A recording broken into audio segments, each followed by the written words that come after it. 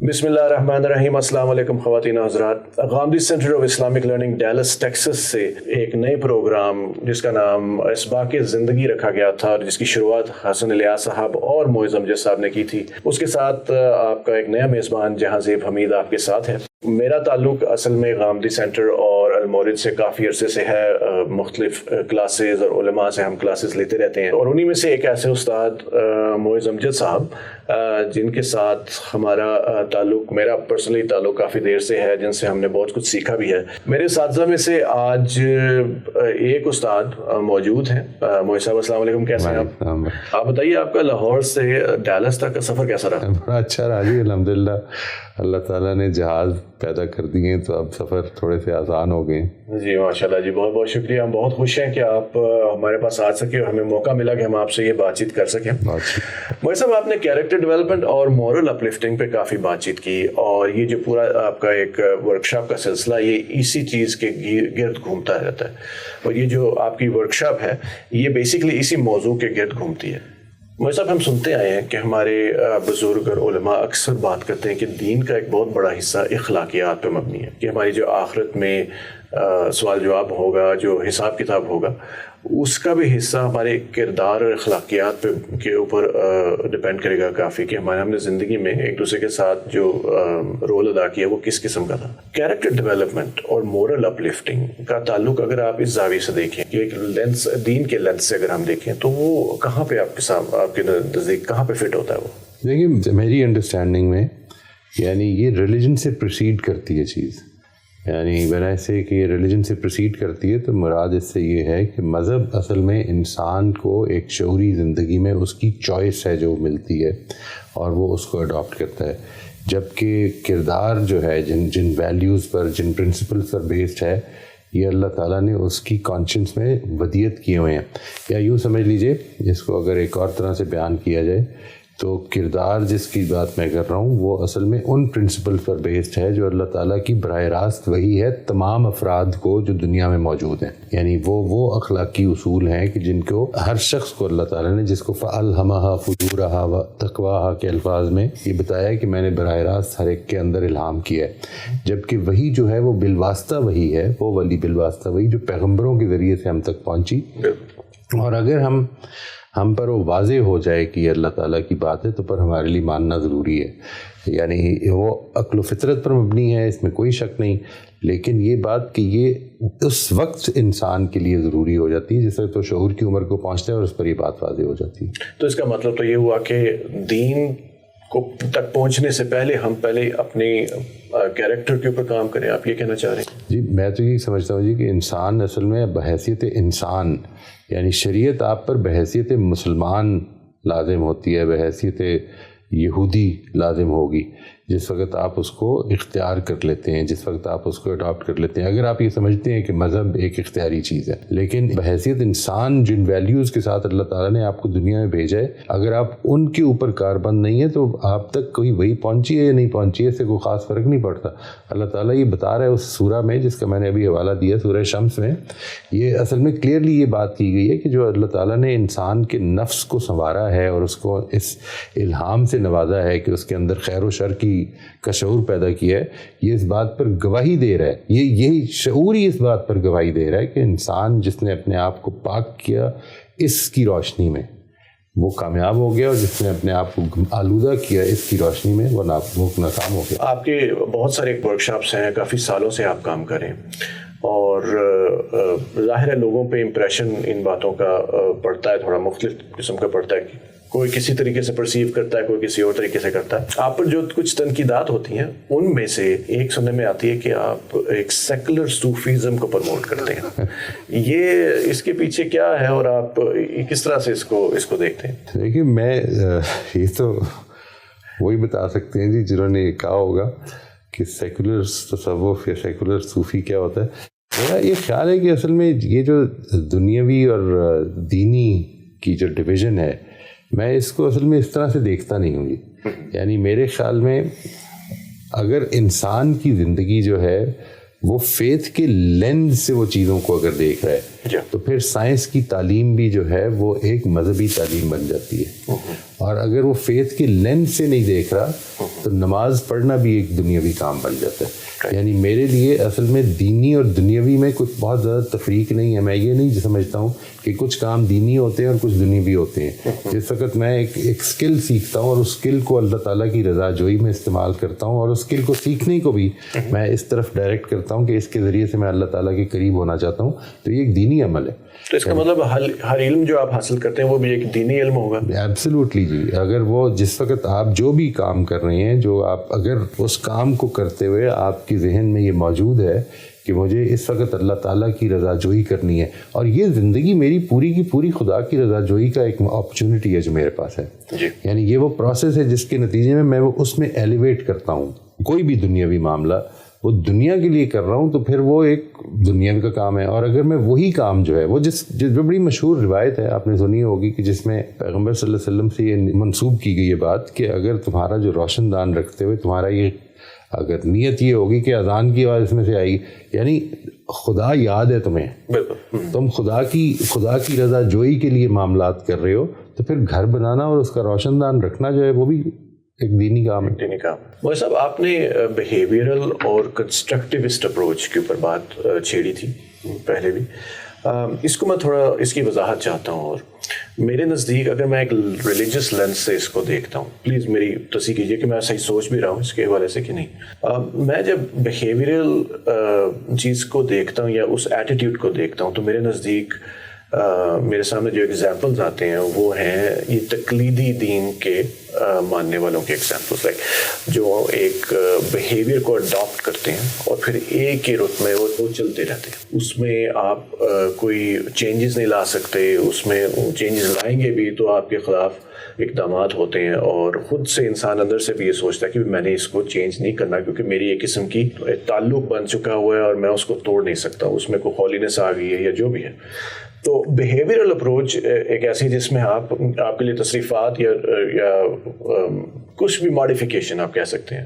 Behavioural approach ایک ایسی چیز ہے جس میں آپ ماڈیفائی چیزوں کو نہیں کر سکتے اور ایک ہی چیز میں لگ رہتے ہیں. وائل کنسٹرکٹیوسٹ اور آن دی ادر سائڈ جہاں پہ آپ کو ایک بلو پرنٹ آلموسٹ دے دیا گیا ہے, اور وقتاً فوقتاً ظاہر ہے لوگ تو آئیں گے, وہ ایک چیز بلڈ کرتے ہیں, اس کے اوپر اگلا بندہ کھڑا ہو کے دیکھتا ہے, لیکن وقتاً فوقتاً آپ کو ایک موقع ملتا ہے کہ آپ پھر سے اپنی ایک سوچ اس میں سے ریکنسٹرکٹ کریں. کیا مذہب کے لحاظ سے بیہیویئر ورسز کنسٹرکٹیوسٹ اپروچ کو اس طرح سے دیکھنا صحیح اگر آپ بات سمجھیں تو؟ دیکھیے, یہ کہنا کہ بیہیویئر لازماً تقلیدی چیز ہے, نہیں, میرے خیال ہے ایسا نہیں ہے. یعنی ریلیجن کو جب بھی آپ ریلیجن کی عمل کو اصل بنا دیں گے کہ تمہیں ایسا کرنا چاہیے, یہ کرنا چاہیے, اتنا جھکنا چاہیے, اتنا گرنا چاہیے, یہ جو ہے یہ سارے بیہیویئرز ہیں.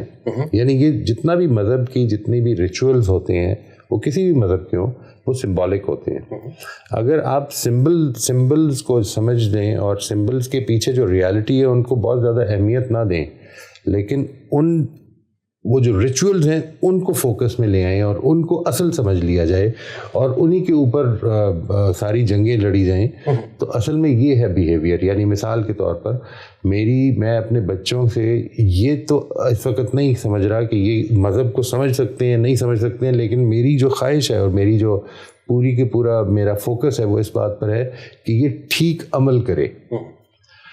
جب بھی آپ عمل پر فوکس کریں گے, اس کی روٹس پہ فوکس کرنے کے بجائے اس کی برانچز پہ فوکس کریں گے, تو اصل میں یہ ہے بیہیویئرل چیز. مذہب کے لحاظ سے میں بات کر رہا ہوں. یعنی مذہب کو اگر آپ اس کی نیچرل سیکوینس میں دیکھیں, it should emanate from faith. وہ فیتھ ہے جو کہ آپ کو خدا سے جوڑتا ہے, خدا کی رضا جوئی چاہتا ہے, خدا کے حکم کو سمجھنے کی طرف مائل کرتا ہے, اور پھر وہ آگے بڑھتا ہے اور اپنے آپ کو سرنڈر کی طرف لے کے جاتا ہے خدا کے آگے, اور پھر یہ آپ کی پوری زندگی کا احاطہ کرنے لگ پڑے. اگر یہ سبمیشن, تو یہ اسلام ہے. لیکن اگر آپ کا بات شروع یہاں سے ہو کہ تمہیں اچھی لگتی ہے, صبح ٹھیک لگتا ہے اٹھنا, شام کو ٹھیک لگتا ہے نماز پڑھنا, تمہیں نماز تو پڑھنی ہے, تو اصل میں وہ جو اندر کی قوت ہے وہ موجود نہیں ہے. یعنی دس از واٹ بیہیویئرل اپروچ یہ کرے گی کہ آپ کو اس سے نہیں فرق پڑتا parent as a teacher as an elder کہ آپ کے بچے کی کیا سٹیج ہے ڈیولپمنٹ کی, کس سٹیج پہ وہ کھڑا ہے فیتھ کے. آپ کا مسئلہ صرف یہ کہ وہ نماز پڑھے یا مثال کے طور پر کوئی ریچول ادا کرے, روزہ رکھے, کوئی بھی ریچول جس کو آپ کہہ لیں کہ جس میں عمل اصل چیز بن جائے. بیہیویئرل اپروچ یہ ہوگی, بیہیویئرل یعنی ٹورڈز ریلیجن میں بات کر رہا ہوں, ورنہ سائیکالوجی میں جس وقت آپ بیہیویئرل اپروچ کہتے ہیں تو اصل میں اس سے مراد یہ کہ آدمی کو کہ بیہیویئر کو کنٹرول کرنے کی کوشش کی جائے فار میکنگ ہم گڈ اور بیڈ. ٹھیک ہے جی. یعنی مثال کے طور پر اس سے کوئی خاص فرق نہیں پڑتا کہ آپ نے کیوں جھوٹ بولا ہے, لیکن اگر جھوٹ بولا تو سزا ملنی چاہیے تاکہ جھوٹ بولنا ڈسکریج ہو. جو کنسٹرکٹیوسٹ اپروچ ہے آن دی ادر ہینڈ وہ یہ ہوگی کہ ہم اس کو سمجھیں کہ اس وقت جو بولنے والا ہے, جو کرنے والا ہے, وہ سچویشن کو کیسے دیکھ رہا تھا, اس کی اس کنسٹرکشن کو چینج کرنے کی کوشش کی جائے. جب وہ کنسٹرکشن, مثال کے طور پر ایک آدمی اگر اس وقت ڈر رہا ہے, کسی سچویشن سے ڈر رہا ہے اور وہ سمجھتا ہے کہ میں جھوٹ بول کر اپنے آپ کو بچا سکتا ہوں, اگر اس کا یہ خوف ختم ہو جائے اور اگر اس کی یہ سمجھ ختم ہو جائے, یعنی سمجھ سے میری مراد ہے بدل جائے کہ وہ اپنے آپ کو جھوٹ بول کے بچا سکتا ہے اور اس کو یہ یعنی شانت ہو جائے وہ اس چیز میں کہ وہ سچ بول کے بھی بچ سکتا ہے, تو پھر اصل میں اس کو جھوٹ بولنے کی ضرورت نہیں رہے گی. یہ ہے جو کنسٹرکٹیوسٹ اپروچ کا مطلب ہے کہ وہ اصل میں اس کی کنسٹرکشن کے اوپر فوکس کرے گا. بیہیویئرل اپروچ جو ہے وہ اس کی بیہیویئر کے اوپر فوکس کرے گی. That's the main difference. اچھا, بہت بہت شکریہ سر. آپ نے جب اپنی پرنسپل سینٹرڈ لائف اور دوسری جو ورک شاپس ہیں ان کا ذکر کیا, تو آپ نے کبھی اس کو انسٹیٹیوشن لیول پہ بھی ٹیچ کیا؟ جی, میرا خیال ہے جی کہ ایک لمبے عرصے تک اس کی کوشش کی کہ اساتذہ کے ساتھ انسٹیٹیوشنز میں اس کو ٹیچ کرنے کی کوشش کی, لیکن میری اپروچ جنرلی یہ رہی ہے کہ یہ ٹیچ بیسیکلی ایڈلٹس ہی کو کیا جائے گا, یعنی یا ٹیچرز کو یا پیرنٹس کو. لیکن جب انسٹیٹیوشن لیول پہ کیا اور ایک لمبے عرصے تک کیا, میری زندگی کا سبق یہ ہے جو کہ ظاہر ہے کہ غلط ہو سکتا ہے, وہ یہ کہ انسٹیٹیوشن جس وقت پاکستان میں بہت شارٹ ٹرم اورینٹیڈ ہیں جی. یعنی ہمارا فوکس اصل میں ان چیزوں کو ہم ویلیو کرتے ہیں کہ جس کے نتیجے میں ہمارے اگلے سال کے ایڈمیشن سیکیور ہوں. ہمیں اس سے بہت زیادہ غرض نہیں ہے کہ اس کے نتیجے میں بچوں کے مستقبل, بچوں کی اپنی ذات, بچوں کے کردار پہ کیا فرق پڑتا ہے. یعنی ہمارے پاس ایک لمبے عرصے کا ویژن موجود نہیں ہے, جس کے نتیجے میں کیا ہو رہا ہے کہ ہم محض اس کی جو شارٹ ٹرم سکسیس ہے اور وہ میرے فائدے میں ہے, یعنی میں اس لیے اس کی شارٹ ٹرم سکسیس میں انٹرسٹڈ نہیں ہوں کہ اس سے اس کا فائدہ ہوگا. میں اس لیے شارٹ ٹرم سکسیس میں انٹرسٹڈ ہوں کیونکہ اگلے سال مجھے اس سے ایڈمیشن ملنی ہے. تو آپ کے خیال سے یہاں پہ جو ویسٹرن کنٹریز ہیں اس میں ایسا نہیں ہوتا ہے؟ یہاں پہ نہیں, مجھے اس کے بارے میں بہت زیادہ معلوم نہیں ہے جی, یہاں پہ میں تو بہت آیا بھی نہیں ہوں, لیکن جو چیز ویسٹرن کنٹریز میں ہو رہی ہے وہ بھی اپنی اصل میں کوئی ڈفرینٹ نہیں ہے. یعنی ویسٹرن کنٹریز اگر اس میں کوئی ڈفرینسز ہیں تو یا فن لینڈ میں ہے, کچھ جاپنیز اسکولز میں ہیں. بچوں کے حوالے سے آپ نے بینگ دا پیرنٹ کی بھی ایک ورک شاپ پہ بھی آپ نے تھوڑی دیر پہلے ہمیں بتایا کہ باقی کے ورک شاپس کا آخری حصہ وہ ہے, تو اس میں آپ فرماتے ہیں کہ بچوں کو سکھانے سے پہلے ہمیں اپنے آپ پہ کام کرنا ہے. اس کی کیا وجہ ہے؟ یعنی میں تو یہ سمجھتا ہوں کہ انسان کو جو سکھانے کا عمل ہے, ایک تو یہ کہ ہم سکھانے میں بہت زیادہ انٹرسٹڈ ہوتے ہیں. میں نے یہ دیکھا ہے کہ even as teachers what I see many times is کہ ہم کوئی نئی چیز سیکھیں تو ہماری سیکھنے کی دلچسپی صرف اس لیے ہوتی ہے کہ ہم اپنے لیکچر میں اس کو ایڈ کر لیں. اس سے کوئی خاص فرق نہیں پڑتا کہ وہ میرے عمل پہ کوئی اثر ڈالتی ہے یا نہیں ڈالتی. یعنی سب سے پہلی چیز جو سیکھنے کے لیے بڑی امپورٹنٹ ہے وہ یہ کہ کیا یہ میری زندگی سے ریلیونٹ ہے, will it have a positive impact on my life. جس وقت آپ یہ کہتے ہیں کہ پیرنٹ نے اصل میں بچوں کی تربیت کرنی ہے تو سب سے پہلے تو یہ سمجھنا چاہیے کہ پیرنٹ نے کیسے کرنی ہے. میرے خیال میں there are 3 essential ingredients character کی ڈیولپمنٹ میں, چاہے وہ پیرنٹس ہوں, چاہے وہ ٹیچرز ہوں, چاہے وہ انسٹیٹیوشنز ہوں, جو بھی آپ کہیں اس کو, یعنی اسکولز ہوں, کالجز ہوں. Number 1 is your role model. اگر آپ پیرنٹ ہیں تو ماں اور باپ دونوں کے رول ماڈلز کیا ہیں. ٹھیک ہے جی, جو آپ چاہتے ہیں کہ میرا بچہ بنے وہ آپ کو واقعی پہلے بننے کی ضرورت ہے. رول ماڈل سے میری مراد میں پہلے وہ بنوں, پہلے آپ کو بننا پڑے گا. اصل میں آپ کو دیکھ کے بچے, یعنی جس طرح سے آپ یوں سمجھ لیجیے کہ بچے نے جس طرح سے لینگویج سیکھنی ہے, اس کے گھر میں جو لینگویج بولی جا رہی ہے اس کو سکھانے کی ضرورت نہیں ہے. یعنی آپ کے ماشاء اللہ اگر اولاد ہے تو آپ کو سکھانی نہیں پڑی کہ وہ بولنا شروع کر دے, وہ اپنی نیچرل ابیلٹی کے مطابق, اس پوٹینشیل کے مطابق بولنا شروع کر دیتا ہے.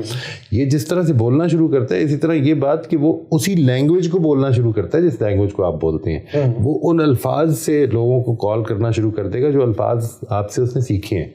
بالکل ایسے ہی وہ رویے بھی سیکھتا ہے اپنے پیرنٹ سے. جس طرح بچے کا ایکسپوجر بڑھتا ہے تو وہ اس کے انفلوئنسز میں اضافہ ہوتا جاتا ہے. یعنی پہلے پیرنٹس سے گرینڈ پیرنٹس ہو گئے, پھر اس کے بعد ایکسٹینڈڈ فیملی ہو گئی, سوسائٹی ہو گئی, محلہ ہو گیا, اس طرح بڑھتا جائے گا. دوسری چیز جو اس میں امپورٹنٹ ہے, number 1 is role model, number 2 is the environment of your home اور یور اسکول. ٹھیک ہے, if you are a parent تو آپ کے گھر کی انوائرمنٹ کیا ہے اور اس سے بچے کو کیا میسج مل رہا ہے. اور اگر آپ ایک انسٹیٹیوشنل لیول پہ کر رہے ہیں, اسکول کے لیول پہ, تو آپ کے ٹیچرز رول ماڈل ہیں اور آپ کے اسکول کے جو کلچر ہے آپ کے اسکول کا, وہ اس کا ایک انوائرمنٹ ہے. میں اس کی ایک چھوٹی سی مثال سے آپ کو واضح کر دیتا ہوں.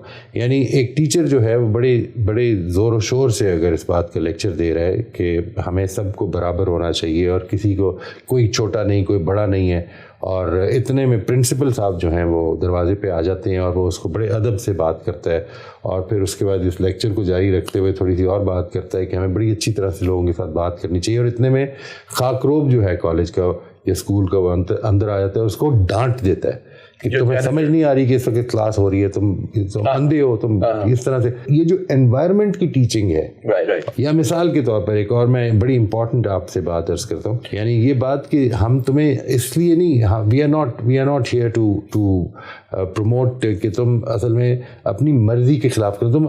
ہم تمہاری مرضی سے تمہیں اس کروانا چاہتے ہیں کہ تم اپنے شوق سے اس کو پڑھو. لیکن جس وقت آپ اس کو فار انسٹنس یہ بچہ جو ہے وہ اگر ارتھمیٹک میں کام کر رہا ہے اور آپ یہ چاہتے ہیں کہ اب انگلش کی کلاس شروع ہو جانی چاہیے, تو آپ اس کو فورس کر دیں گے کہ نہیں اب now the time is over and you should start doing this. تو یہ جو جتنا آپ کنٹرول کر رہے ہیں اس سے بچے کو ایک لیسن مل رہا ہے, وہ اس لیسن کے خلاف ہے کہ جو انوائرمنٹ اس کو دے رہی ہے. اسی طرح گھر میں مثال کے طور پر آپ بچے کو یہ کہہ رہے ہیں کہ تمہیں ہمیشہ سچ بولنا چاہیے, کبھی جھوٹ نہیں بولنا چاہیے, لیکن اگر کوئی ٹیلی فون آ گیا اور آپ اس سے بچے سے ہی کہتے ہیں کہ ذرا اس کو کہہ دو کہ ابا جان ابھی گھر پہ نہیں ہے, تو اصل میں انوائرمنٹل لیسن, آپ کا رول ماڈل بھی خراب ہے, آپ کا انوائرمنٹ بھی خراب دے رہی ہے. آپ نے اگر بچوں کو, تیسری چیز جو امپورٹنٹ ہے, اگر بچوں کو اپنے سے ڈسٹینس رکھا ہے, یعنی if a child has problems talking to you about his or her problem, اگر اس کو اور یہ کیوں ہوگی پرابلم, اگر بچہ یہ سمجھے گا کہ آپ اس کو جج کریں گے, آپ اس کو پسند نہیں کریں گے, اس کو ڈانٹ پڑ جائے گی, تو اپنی مشکل آپ کے ساتھ بیان نہیں کر سکے گا. یعنی اگر آپ یہ چاہتے ہیں کہ بچے کے اندر سچائی پیدا ہو, تو پھر آپ کو اس کی غلطیاں برداشت کرنی پڑیں گی. ٹھیک ہے, یہ تین چیزیں ہیں. Number 1 is the role model, number 2 is the environment, and number 4 is the quality of conversation, the quality of communication between the parent, the elder and the child. اگر یہ تینوں چیزیں موجود ہیں تو پھر ہوگا. اگر ان ساری چیزوں کو سامنے رکھنے تو پھر اس کا مطلب ہے کہ آپ کو خود ڈیولپ کرنا پڑے گا. بچے نے تو اس کے نتیجے میں ایک خاص عمر تک اس کے انفلوئنس میں ڈیولپ ہونا ہے, اس کے بعد اس نے شعور کی عمر کو پہنچنا ہے, کچھ کویسچنز پیدا ہو جانے ہیں, آپ کا انفلوئنس قائم رہے گا تو آپ اس کی ہیلپ کر سکیں گے. تو یہ تو ہم اب بیسکلی جو ہم نے بات کی تھی یونیورسل پرنسپلس کے اوپر, یہ اسی کا ایک حصہ نہیں بن رہا کہ رول ماڈلنگ بھی اسی کے ساتھ کنیکٹڈ ہے. اور بینگ اے پیرنٹ, آپ پہلے اپنے آپ کو یونیورسل پرنسپلس کو پہلے سمجھیں, اپنے آپ کو دیکھیں کہ کون سا پرنسپلز آپ کے لیے میٹر کرتا ہے, اور پھر وہ بچوں کے اوپر انفلوئنس ہوگا اس کا جا کے. یہ بات بالکل ٹھیک ہے جی. دیکھیے میں آپ سے عرض کرتا ہوں, یہ جو رول ماڈل کا پرنسپل ہے یہ بیسیکلی اس پہ ہے کہ انسان دوسرے کو دیکھ کے انفلوئنس ہوتا ہے. یعنی اس کو آپ روک نہیں سکتے. لوگ یہ کہتے ہیں کہ آپ کو اچھا رول ماڈل ہو, آپ کو a parent should be a role model. یہ بات ٹھیک نہیں ہے. A parent is a role model. A teacher is a role model. ٹھیک ہے جی, you cannot avoid that. یہ ہو نہیں سکتا. ٹھیک ہے, اسی ڈسکشن کو آگے لے کے چلتے ہیں. یہاں پہ کیلیفورنیا میں جہاں ہم رہتے ہیں, پچھلے کچھ سالوں سے ایک ریسرچ کی بیس پہ جو ایلیمنٹری اسکول کے اسٹوڈنٹس ہیں ان کے اندر سے جو ہے نا وہاں پہ ہوم ورک کو ریموو کیا جا رہا ہے. ریسرچ بتاتی ہے کہ ہوم ورک کا اصل جو اثر ہے بچیوں کے اوپر کوئی it doesn't have any long term effect, it doesn't make them any better. تو جو سکھانا ہے تم نے 8-9 گھنٹے اسکول میں سارا دن رہنا ہے, وہ کلاس روم میں جو سیکھ رہا ہے اسی کو فوکس کرو, اس کو بہتر بناؤ, تاکہ وہ جب گھر جائے تو اپنے پیرنٹس کے ساتھ, فیملی کے ساتھ وہ کام کر سکے, یا جو بھی اس نے وقت گزارنا ہے وہاں گزار سکے, اور اس صورت میں اس کے وہ بانڈس پھر سے اسٹرانگ ہونا شروع ہوں جو ہم کھو چکے ہیں. اس کے رزلٹ میں جو ہمارے لوگ ہیں یہاں پہ رہتے ہیں وہ کافی ریزسٹنس دیتے ہیں, شو کرتے ہیں کہ بھئی یہ کیا بات ہے, یہ تو پڑھائی نہیں رہے اپنی, یہ تو ہوم ورک ہی نہیں دے رہے. اکثر مسلمان پیرنٹس کی طرف سے ایک ریاکشن آتا ہے کہ بھئی ہوم ورک پڑھاؤ, تم نے تو ختم ہی کر دیا بالکل. تو اس کا کس طرح سے, مطلب یہ ایکسیپٹنس کا مسئلہ ہے میرے خیال سے کہ نئی چیز ہے یا نئی ریسرچ ہے, لیکن آپ کا کیا خیال ہے ہوم ورک کو ریموو کر کے گھر میں لے کر آنا؟ بات بالکل ٹھیک ہے جی. ہوم ورک کا کوئی ریسرچ یہ اسٹیبلش نہیں کرتی کہ ہوم ورک کا کوئی فائدہ ہوتا ہے یا لرننگ میں انہانس کرتی ہے. Absolutely nothing. کیونکہ وہ ہوتا کیا ہے کہ وہ آتے ہیں گھر میں, اور ایکٹیویٹی 10,000 ہیں, آپ نے اٹھ کے کہیں ساکر پہ لے کے جانا ہے, کہیں باسکٹ بال پہ لے کے جانا ہے, سوئمنگ پہ لے کے جانا ہے, پھر بھاگ کے آ رہے ہیں, پھر جلدی جیسے پھر بیڈ ٹائم ہو گیا, 5 منٹ بھی نہیں ملے فیملی کے ساتھ گزارنے میں دن. Absolutely I totally agree. اور اس میں اگر آپ میں سے کوئی انٹرسٹڈ ہو تو I think the name of the book was Myth of the Homework or something like that. Elfy کون کی کتاب ہے یہ, اور اس نے اس میں ریسرچ بھی ساری جمع کر دی ہے. اس کا کوئی فائدہ نہیں ہے جی. یعنی ہوم ورک آپ کی لرننگ میں, آپ کی اسٹوڈنٹ اچیومنٹ میں کسی قسم کا کوئی انہانسمنٹ نہیں کرتی جی, کسی قسم کی کوئی فائدہ نہیں دیتی. لیکن جو دکھائی دیتا ہے, کیونکہ ہم سب ساری عمر کرتے آئے ہیں, تو ہمیں تو ایسا محسوس ہوتا ہے کہ جی وہ جو چیز سیکھ کے آتے ہیں وہ پختہ نہیں ہوتی پریکٹس کے ساتھ. نہیں, ایسا نہیں ہوتا جی. اصل میں there are 2 separate things. Learning اگر تو آپ نے روٹ لرننگ کرانی ہے تو پختگی چاہیے, ٹھیک ہے جی, سمجھ کے لیے نہیں. ہاں, سمجھ کے لیے اصل میں ایپلیکیشن اورینٹڈ لرننگ چاہیے. یعنی جس وقت آپ یہ کہتے ہیں کہ ہم کو سیکھنا ہے, مثال کے طور پر کہ اگر ہمارے پاس, ہم نے یہ جا کر کسی جگہ پہ شاپنگ کی اور ہمارے پاس اتنے پیسے ہیں اور اتنے خرچ ہو گئے تو باقی کتنے رہ جائیں گے, تو یہ اپلیکیشن ہو رہی ہے ارتھمیٹک کے پرنسپل کی, ٹھیک ہے. یعنی اس کے لیے آپ اس کو پریکٹس کرائیں. میرے خیال میں جو پیرنٹس کو اصل پرابلم ہوگی, اور وہ اٹس این انڈرسٹینڈیبل پرابلم ہے, یہ نہیں کہہ رہا کہ یہ زیادتی ہے یا کچھ ہے, I am not being judgmental about it, لیکن اصل پرابلم یہ ہے کہ اگر ہوم ورک نہیں ہوگا تو بچے سارا وقت فارغ ہوں گے اور ان کا سر کھائیں گے. لیکن سر کیونکہ دیکھیں وہ مقصد تو یہ ہے کہ وہ جو تربیت کا موقع ہے نا, وہ شاید ان کو نہیں مل رہا تھا پہلے, جو وہ کھو گئے تھے, مطلب اس نیو سوسائٹی میں وہ کہیں گم ہو گیا تھا بات. لیکن اب وہ بانڈنگ کا موقع آ گیا, واپس تربیت کا موقع آ گیا.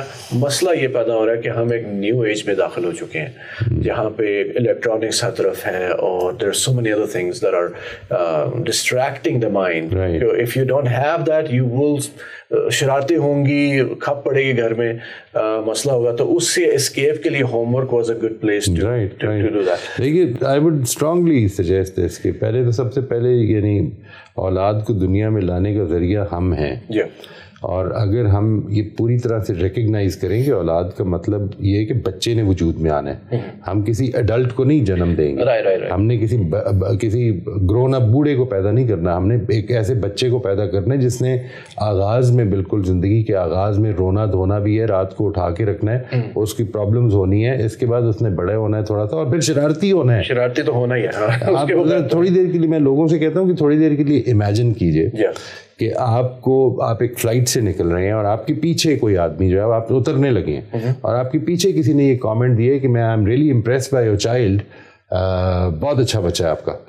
تھوڑی دیر کے لیے میں آپ سے پوچھتا ہوں, آپ سننے والوں سے پوچھتا ہوں, آپ کے خیال میں آپ کے ذہن میں کس طرح کے بچے کا تصور آتا ہے جو کہ ہمارا نہیں ہے؟ لیکن وہ اصل میں جو تصور آتا ہے وہ ایک اچھے بچے کا آتا ہے. بہت اچھا بچہ کیا ہوتا ہے؟ ایک جو آپ کی بات مانتا ہوں. رائٹ. تو آپ اس کو ایک اور الفاظ میں بیان کریں. اصل میں آپ کے ذہن میں ایک ایسے بچے کا تصور آتا ہے جس میں کوئی بچپنا نہ ہو. رائٹ. ٹھیک ہے جی. یعنی بچہ تو اصل میں شور بھی مچائے گا, بچہ تو ضد بھی کرے گا, بچے نے تو آرام سے ٹک کے بھی نہیں بیٹھنا. میں آپ سے عرض کروں, میں نے ایڈلٹس کو پڑھایا ہوا ہے, اور اگر 3 گھنٹے کے لیے آپ ان کو کہیں نا کہ آپ ہل نہیں سکتے تو ان کے لیے مشکل ہو جاتا ہے. ہم بچوں کی بات کر رہے ہیں. Right right. لیکن یہ تربیت تو میرے خیال سے ٹیچرز کو بھی پھر دینی چاہیے, کیونکہ وہ بات بات پہ سزائیں دینے لگ جاتی ہیں. ایبسلیوٹلی جی, آئی ٹوٹلی ایگری. یعنی میں تو اس چیز کا بالکل قائل نہیں ہوں کہ کوئی سزا یا کوئی پنشمنٹ یا کوئی ریوارڈ دیا جائے. میں تو سمجھتا ہوں کہ یہ بہت برا اثر ڈالتا ہے طبیعتوں کے اوپر. جو پرابلم ہے وہ یہ کہ پہلے تو اس تصور کے اندر, اس تصور, یہ وہ پیراڈائم ہے جس کی ہم بات کر رہے تھے. یعنی پیراڈائمیٹکلی آپ دیکھیں کہ آپ نے اچھا بچہ کس کو سمجھ لیا ہے, یعنی وہ بچہ کہ جو بچہ نہ ہو. صحیح بات ہے, ٹھیک ہے نا جی. پہلے تو اس کو سمجھ لیں کہ جس طرح سے ایک پیدا جب ہوگا بچہ تو اس نے راتوں کو سونا بھی ہے, رونا بھی ہے, کھانا بھی مانگنا ہے. اس کی کوئی ٹائم ٹیبل, کوئی اسکیجول بنا کے نہیں وہ آئے گا. ٹھیک ہے, آہستہ آہستہ اس کا ڈیولپ ہونا ہے. بالکل اسی طرح سے اس نے اسٹیجز سے گزرنا ہے. اس میں ایک اسٹیج آئے گی جس وقت تو شرارتی بھی ہوگا, اور اس کو شرارتی ہونا بھی چاہیے. One of the primary stages, جس وقت وہ ایک سب سے پہلی جو اسٹیج ہوتی ہے انسان کے بچپن کی, اس کو کہتے ہیں انڈسٹنگوشڈ اسٹیج, یعنی انڈیفرینشیٹڈ اسٹیج, جدھر وہ اور وہ اس کی انوائرمنٹ ڈفرینٹ نہیں ہوتی. یعنی یوں سمجھ لیجیے کہ بچے نے آنکھ بند کی تو وہ یہ سمجھے گا کہ اب اندھیرا ہو گیا. ٹھیک ہے, اس لیے کہ وہ اس کے لیے اندھیرا ہو گیا تو پھر دنیا کے لیے اندھیرا ہو گیا. یہ ہے انڈیفرینشیٹڈ اسٹیج. اس کے بعد اگلی اسٹیج وہ ہوتی ہے جدھر وہ امپلسو ہوتا ہے. امپلسو کا مطلب یہ ہے کہ اس کے اندر امپلسز پیدا ہوتی ہیں. ایسے یہ کیا چیز پڑی ہے, میں اس کو اٹھا کے دیکھتا ہوں, میں منہ میں ڈال کے دیکھتا ہوں. میں جیسے اگر میز پہ بٹھایا آپ نے تو اس کا امپلسولی وہ یہ چاہے گا کہ میں چھلانگ لگا دوں. وہ یہ نہیں سوچ سکتا کہ اس سے چوٹ لگے گی. یعنی یہ اس کی ابھی ابیلٹی نہیں ہے.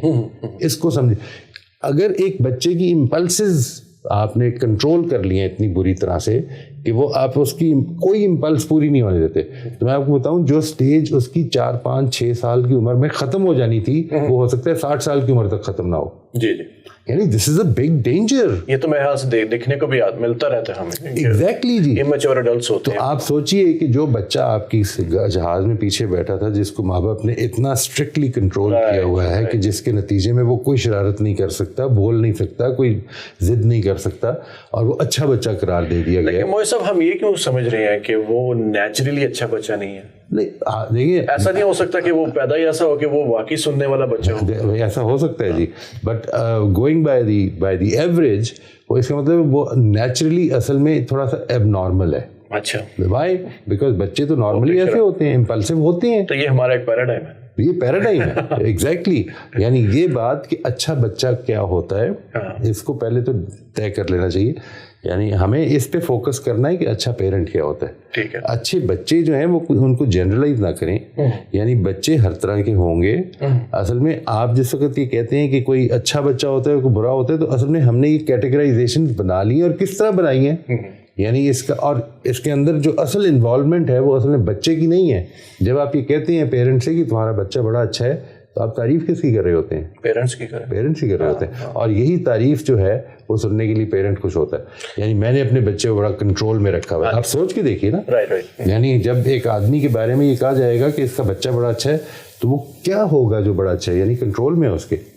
دوسروں کے کنٹرول میں ہونے کا مطلب یہ کہ آپ نے بچے کو کمپلائنٹ بنایا. آپ نے بچے کو اگر کمپلائنٹ بنایا تو اس کے 2 نتیجے نکلیں گے. یعنی یہ لازماً ہو گئی, ریئیکشنز ہوتے ہیں اس کے. یعنی انسان کو اگر اپنی پسند اور اپنی ناپسند کو ہمیشہ اپنی امپلسز کو روکنا پڑے گا, تو اس کے نتیجے میں یا تو وہ ایک اوبیڈینٹ بچہ بن جائے گا جو ہر بڑے کی بات مانے گا, اور دوسری صورت میں کیا ہوگا, وہ ریبیلیس ہو جائے گا. ٹھیک, یہ 2 ریئیکشنز ہیں. اگر وہ اوبیڈینٹ ہو گیا تو وہ اپنے لیے بھی اور اپنی سوسائٹی کے لیے بھی نقصان دہ ہوگا. اب مسئلہ یہ پیدا ہو رہا ہے اس بات سے کہ ہم چاہتے ہیں کہ یہ ایک ریکوائرمنٹ ہے, ایک ڈیمانڈ ہے انسان کی کہ وہ سکسیزفل بنے, بڑا ہو کے. آپ اپنے بچوں کے لیے بھی چاہیں گے, اپنے لیے بھی یہ چاہیں گے. تو پھر طریقہ کار کیا ہوا اگر ہم ان کو کچھ ڈسپلن سکھا ہی نہیں سکتے, ان کو گائیڈنس بھی نہیں دے سکتے, تو پھر کیا ہے جو ہم نے کرنا ہے کہ جس سے وہ ایک اچھے انسان واقعی بن سکیں؟ دیکھیے, ڈسپلن سکھانے کے 2 طریقے ہیں. یعنی آپ ایک طریقہ یہ کہ آپ بچے کو کان سے پکڑ کے اٹھا دیں اور یہ کہیں کہ تم اندھیرے کمرے میں جا کے بیٹھ جاؤ اور آنکھیں بند کر کے لیٹ جاؤ اور سو جاؤ. اور دوسرا طریقہ یہ کہ اپنے گھر کا ماحول یہ بنائیں کہ 8 بجے آپ سب کی لائٹیں بند ہو جاتی ہیں اور ہم سب سو جاتے ہیں. ہوتا ہے. اس کے بعد بچہ جو ہے, یہ میں کہہ رہا ہوں, role model, environment. Role model کی بات آتی ہے پہلے سب سے. یعنی اگر if you want your child to be a certain way, وہ میرا خیال ہے گاندھی کی بات جو ہے, it says it all, be the change you want to see in the world. اپنے کم از کم بچوں کے لیے تو be the change you want to see in the child. صحیح بات. ٹھیک ہے نا جی. I think it's a very important lesson, اس کو ہمیں لینا چاہیے. اور اصل پرابلم بھی کیریکٹر ڈیولپمنٹ میں یہ ہے کہ ہم کیریکٹر ڈیولپمنٹ کا ٹارگیٹ اصل میں اپنے سے باہر سمجھتے ہیں, جبکہ کیریکٹر ڈیولپمنٹ آپ کر صرف ایک شخص ہی سکتے ہیں, اور وہ یہ ذات ہے. بالکل اپنے آپ کے اوپر کام کر اپنے اوپر کام کر سکتے ہیں. آپ دوسروں کی زندگیوں پر زیادہ سے زیادہ صرف انفلوئنس کر سکتے ہیں, نہ کنٹرول کر سکتے ہیں, نہ ان کو بگاڑ سکتے ہیں, نہ اچھا بنا سکتے ہیں. آپ کا انفلوئنس اچھا, اور یہ ذمہ داری ہے آپ کی. دیکھیے یہ وہ پروسیس ہے جس کے اندر اللہ تعالیٰ نے آپ کو ڈالا ہے. آپ کا انفلوئنس وہ ہے کہ جس پر آپ کا مواخذہ بھی ہونا ہے. What was the influence that you had on others? ٹھیک ہے نا جی.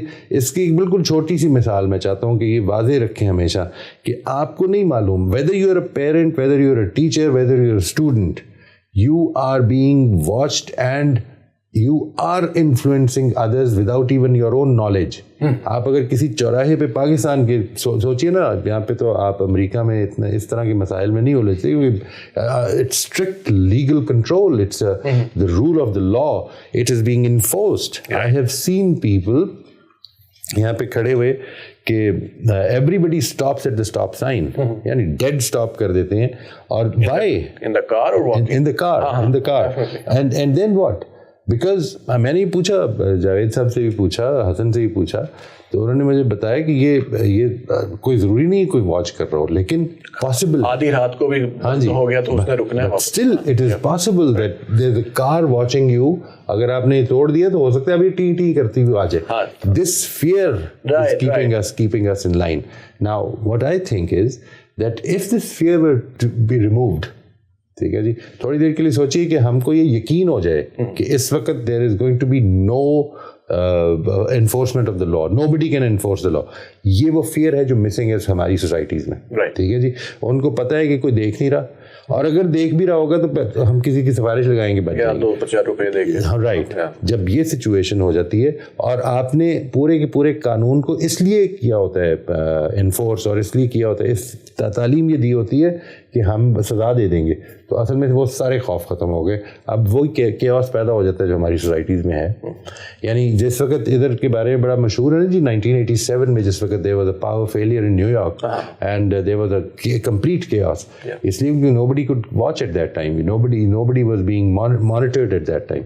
So what we need to do is to rethink this strategy. 1987 ہی میں نیو یارک کے میئر میں, آپ کو شاید انٹرسٹنگ لگے یہ بات, کہ ایک ہیوج لیول پہ, ایک سگنیفیکنٹ لیول پہ کرائم ریڈکشن ہوئی تھی without any increase in the police force. The only thing that was being done was to study crime, to approach crime in a way which made sense naturally. تو میرا خیال ہے ان چیزوں سے ہمیں سیکھنا چاہیے, بجائے اس سے کہ ہم یہ سمجھیں کہ ہم صرف فیئر اور گریڈ سے لوگوں کو لے کے آ سکتے ہیں. There are many other ways. سر یہ ایک بہت لمبا چوڑا ٹاپک ہے, اس کے اوپر اور بات کریں گے. اب ہمارا وقت ختم ہوتا ہے, یہ گفتگو جاری رہے گی. بہت بہت شکریہ. السلام علیکم.